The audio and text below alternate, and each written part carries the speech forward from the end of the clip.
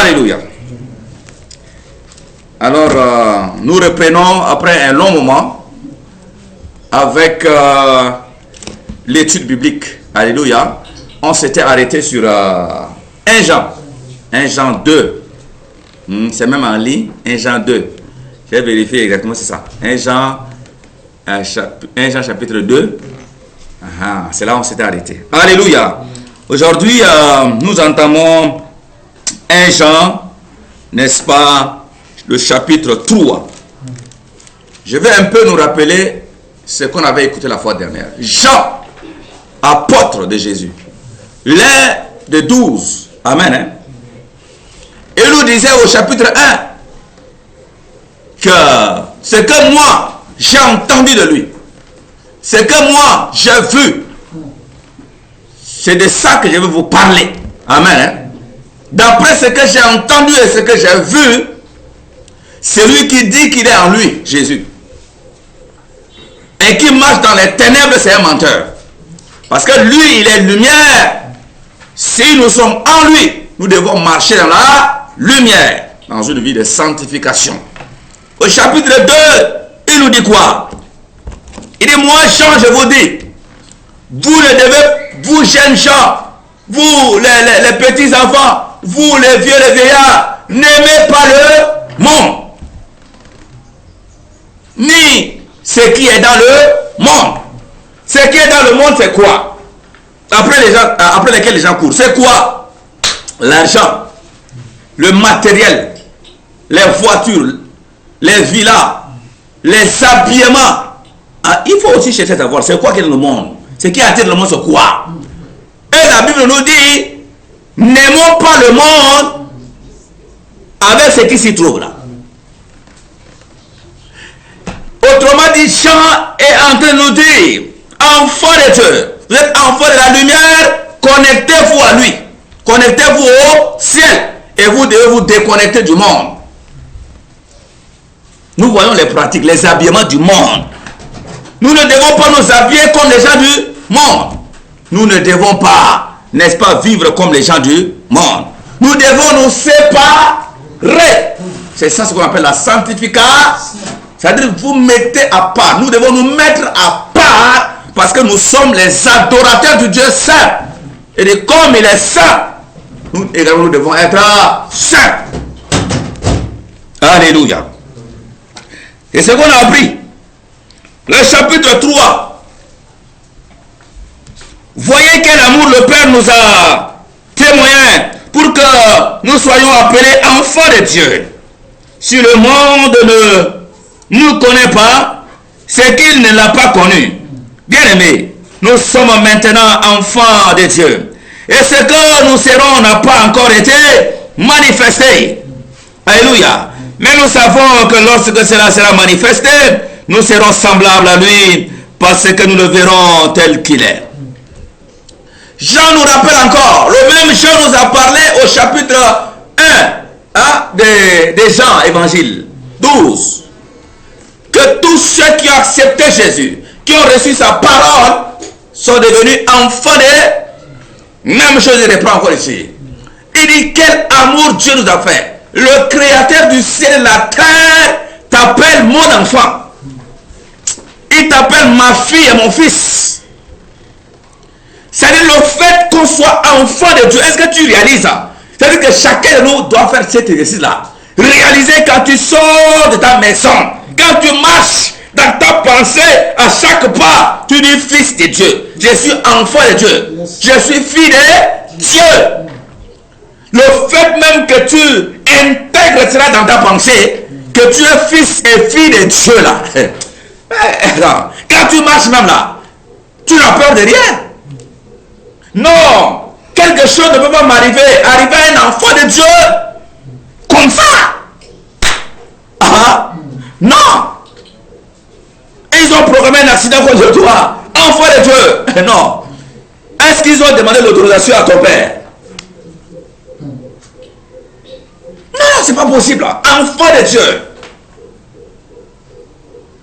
Tu dois croire à ça. Accepter ça. Est-ce que tu es enfant de Dieu? C'est quand tu intègres ça en toi, Quelquefois, tu fais face au problème. Mais la foi, c'est ça, c'est qui donne la foi. Ça engendre la foi. Tu es enfant de, tu ordonnes. Alléluia. Mais il faut que tu sois en bonne relation. Ah, dans une disposition de sanctification. Et que tu fasses sa volonté. Alléluia. Nous sommes enfants de Dieu. Et c'est que nous allons être. Nous ne connaissons pas encore. Non. C'est ce qui était la motivation des disciples, les premiers disciples là. L'espérance. Donc, et nous allons le voir tel qu'il est. Nous allons être semblables à Fils de Dieu. Il a engendré le Fils par son sang. Et nous sommes co-héritiers. L'apôtre Paul va dire ça. Co-héritiers avec Christ. Héritiers de Dieu vivant. Nous sommes les enfants de Dieu. On doit intégrer ça. Il dit quel amour. Waouh. Est-ce qu'on peut mesurer ça? Et rien que ça, c'est suffisant pour adorer Dieu. Amen. La vie chrétienne est une vie de quoi? Ce n'est pas qu'il n'y a pas de souffrance. Non, non, c'est pas ça. Dieu avec nous. C'est ça ce qui est essentiel. Nous pouvons souffrir. Peut-être il y a manque de nourriture pour un temps. Il y a problème. Mais ce qui nous donne la paix, c'est que Dieu est présent. Ça ne veut dire pas qu'on est exempt de problème. Non, c'est pas ça. Il faut qu'on ait pas de la tête. C'est-à-dire qu'on souffre. Mais ce qui est important, Dieu est avec nous. Alléluia. Pour un temps, nous souffrons pour être glorifiés comme Jésus a souffert pour un temps. Et Dieu est juste. Alléluia. Alors, on continue. Quiconque a cette espérance en lui se purifie. Comme lui-même est pur. Et celui qui a cette espérance a de voir sa gloire, de vivre la gloire avec Jésus-Christ là. Il se sanctifie tous les jours. Amen. Quiconque pêche transgresse la loi. Et écoutez maintenant la définition du péché. Et le péché est la transgression de le commandement. Dieu te dit ne mens pas, tu mens, tu veux le péché. C'est ça la transgression de la loi. Amen. Waouh. Et on continue. Or, vous le savez, Jésus a apparu pour ôter les péchés. Il n'y a point en lui de péché. Quiconque demeure en lui ne pêche point. Quiconque quiconque pêche ne l'a pas vu. Il ne l'a pas connu. Vous vous rappelez? Jésus a dit quoi? Il a dit, au dernier jour, les gens me diront, n'avons-nous pas prophétisé en ton nom? N'avons-nous pas fait des miracles en ton nom? N'avons-nous pas donné les dîmes, tout ça? Jésus va dire quoi? Retirez-vous de eux. Je ne vous ai jamais connu. Il dit quiconque pêche ne l'a pas connu. Non, elle n'est même pas connue de Christ. Jean dit que personne ne vous trompe. Ah, lui il est saint. Et s'il est venu sur la terre, mais c'est pour nous délivrer du péché. Ça nous rappelle les enseignements de la retraite. Sa mission, c'est pour nous délivrer de l'esclavage de péché. Mais si nous demeurons encore dans le péché, dans les ténèbres, mais c'est qu'on n'a pas connu. Alors qu'on peut, il y a des moments où on peut prophétiser, tu peux avoir des visions, tu peux t'utiliser. Alléluia. Jean qui nous parle. L'Esprit de Dieu qui parle ici par Jean. Il dit, petits enfants, que personne ne vous séduise. Voilà. Comme je vais le dire là. Celui qui pratique la justice est juste. Comme lui-même est juste. Celui qui pêche est du diable. Car le diable pêche dès le commencement. Le Fils de Dieu a apparu afin de détruire les œuvres du diable et le péché. Amen. Ah, c'est fort, hein. C'est ce qui parle comme ça là. C'est lui qui a marché avec Jésus, hein. Alléluia. Comment ça? Je reprends un peu. Celui qui pêche est du diable. Car le diable pêche dès le commencement. Et le Fils de Dieu a apparu pour détruire ses œuvres. Quiconque est né de Dieu ne pratique pas le péché. 2-3 paroles justes. Et puis le reste là c'est mensonge. Hein? Fornication, impudicité, la haine. Tout le temps. Alléluia. Le vol, désobéissance vis-à-vis des parents. Alléluia. Dieu te dit, honore d'abord ton père et ton père te dit, ou bien ta mère te dit un seul mot. Toi, c'est 10 000. 10 000 devant ta maman. Alléluia. Si tu changes, ça ne peut pas aller. Pratique pas le péché. Maintenant, quiconque est né de Dieu ne pratique pas le péché, parce que la sémence de Dieu demeure en lui. La sémence, c'est quoi? La parole de Dieu demeure en lui. C'est la sémence là. Amen. C'est des paroles. Il met en pratique. Amen. Et il ne peut pécher parce qu'il est né de Dieu. La nouvelle naissance, naître de Dieu, comme on a écouté avant, c'est-à-dire c'est naître de la parole, des enseignements de Dieu qui nous transforment. On est né de nouveau. On était volé, on ne vole pas. Parce que Dieu nous dit de ne pas voler. C'est pas ça. On met en pratique les enseignements. Hein. On est né de ces enseignements. Et donc de la parole. Et donc de Dieu. Quiconque ne pratique pas, n'est-ce pas? Non, on dit. C'est par là que se font reconnaître les enfants de Dieu et les enfants du diable. C'est pas moi qui dis. Hein.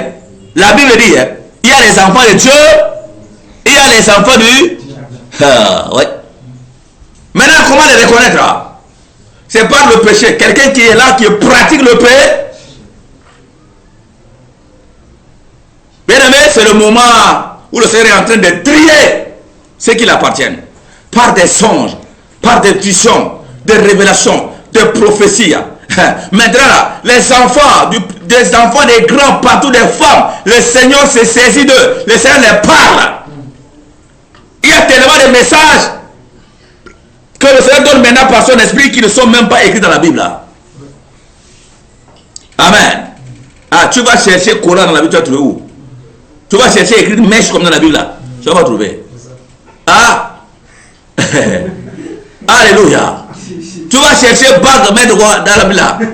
Les boucles d'oreilles comme ça. Bon là au moins c'est dans Genèse 35 ans. Alléluia. Tu vas chercher les habits tête de mort. Dragon, serpent, les habits comme ça. Est-ce qu'il y en a? Les gens veulent que ce soit écrit. La Bible dit quoi? Que tout ce que Jésus dit, il y a beaucoup de choses qui doivent encore nous dire. Mais on ne peut pas supporter, l'esprit viendra. C'est lui qui va nous conduire. Et maintenant, quand on parle, quoi. La sœur Jeanne, ton message là. Et là, depuis ici même là, dans ce petit coin là, ce que le Seigneur nous dit là, c'est confirmé par les gens ont reçu, c'est pas seulement nous ici. Je vous ai dit qu'un grand pasteur, il y a une dame qui a reçu le message par rapport aux parures là, comme la sœur trouvée. Dans l'église de ce pasteur au Congo là. Ce pasteur, j'ai même parlé de ça. Pasteur Marceau. J'ai dit, le pasteur donne de bons enseignements. Mais surtout le côté de parure, il a encouragé plutôt. J'ai téléchargé un enseignement. Exactement. Et la sœur, c'est un message qu'elle a reçu. La sœur a donné ça. Dieu appelle cette église-là synagogue. Ce n'est pas seulement son église, plusieurs églises. Où il y a des parures, on tolère, les pantalons, tout ça. Synagogue. Est-ce que ça là? C'est l'esprit qui révèle. Soit tu crois, soit tu ne crois pas. Et Dieu ne dit pas, c'est que monde entier, tu es en train de parler. On n'écoute pas. Alléluia. Donc, eh bien, Jésus a dit quoi? Il a dit, mes brebis à moi là, ils vont écouter. Celui qui n'écoute pas, c'est qui n'est pas de ma bergerie. Mes brebis vont entendre, ils vont croire. Et c'est eux qui seront enlevés. Alléluia. Il y a les fils du diable là. Il y a les fils de Dieu. Les fils du diable là, écoutent leur maître, leur père. Pratiquent le péché. Les fils de Dieu sont nés de Dieu. Et la parole de Dieu, la sémence de Dieu, la parole est en eux. Ils mettent en pratique tous les jours. Tous les jours, ils se lavent dans le sang de Jésus. Ce n'est pas que nous, ils sont les saints. Mais ils se disent, Seigneur, me voici. Délivre-moi. Seigneur, me voici tous les jours. Alléluia. Voilà, compte tenu du temps. Nous allons nous arrêter au niveau de 10 ici. Alléluia. C'est un peu comme des rappels. Et l'apôtre Jean, qui a marché avec le Seigneur Jésus-Christ, nous demande de sortir du monde. Et, n'est-ce pas, de pratiquer une vie de sanctification. Alléluia.